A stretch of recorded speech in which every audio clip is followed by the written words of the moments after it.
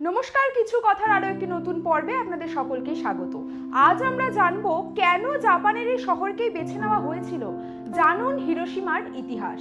শুধু হিরোশিমা নয়, জাপানের কোন কোন শহরে বোমা ফেলা হবে তার একটা বিশদ পরিকল্পনা অনেকদিন আগে থেকেই চলছিল। দ্বিতীয় বিশ্বযুদ্ধের সময় যুক্তরাষ্ট্রের জাপানের বোমা ফেলার ঘটনার রেশ সেখানেই শেষ হয়ে যায়নি, প্রজন্মের পর প্রজন্ম বহন করতে হয়েছে তার বিষমতর পরিণতি। অতএব জাপানের চলচ্চিত্রে, সাহিত্যে যে এই ঘটনা স্বাভাবিকভাবেই জুড়ে থাকবে তাতে আশ্চর্য হওয়ার মতো কিছুই নেই। কিন্তু বিশ্ব এই নৃশংসতার দায় নিয়েছে মাথা পেতে। সেই জন্যই প্রতি বছর 6ই আগস্ট তারিখে উদযাপিত হয় হিরোশিমা দিবস। ইতিহাসের কলঙ্ক দূর করার চেষ্টা এক্ষেত্রে উদ্দেশ্য নয়, নির্মমতার নজির তুলে ধরে বিশ্ব শান্তির বার্তা দেওয়াই এই দিনটি উদযাপনের উদ্দেশ্য। এই প্রসঙ্গে সঙ্গত কারণেই একটা প্রশ্ন উঠে আসে, জাপানের এত শহর থাকতে কেন হিরোশিমাকেই বেছে নেওয়া হয়েছিল? 1945 সালে হাওয়াই দ্বীপপুঞ্জের পার্ল হারবার শহরে অক্ষশক্তির অন্তর্গত জাপান বোমা ফেললো, তারই বদলা নিতে যুক্তরাষ্ট্র বোমা ফেললো হিরোশিমায়। ঘটনা কি এতটাই সরলীকৃতভাবে ব্যাখ্যা করা যায়? সবার আগে একটু স্পষ্ট করে দেওয়া দরকার যে শুধু হিরোশিমা নয়, জাপানের কোন কোন শহরে বোমা ফেলা হবে তার একটা বিশদ পরিকল্পনা অনেকদিন ধরেই চলছিল। এই প্রসঙ্গে আমেরিকার ম্যানহাটন প্রজেক্টের নাম উল্লেখ করা যেতে পারে।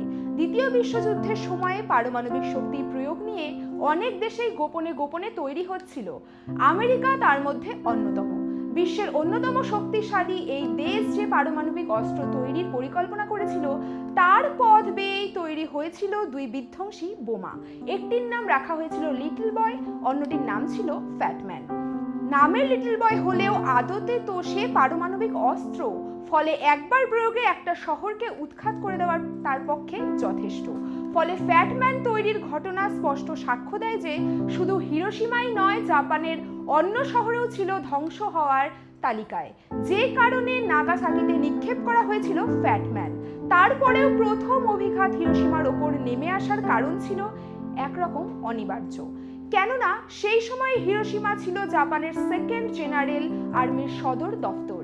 বাহিনীর 5th ডিভিশনের 40,000 সেনা সেই সময় মোতায়েন ছিল শহরের সীমান্তের মধ্যেই। ফলে হিরোশিমার ওপর যে শত্রু বিশেষ আক্রোশ থাকবে তা বলাই বাহুল্য।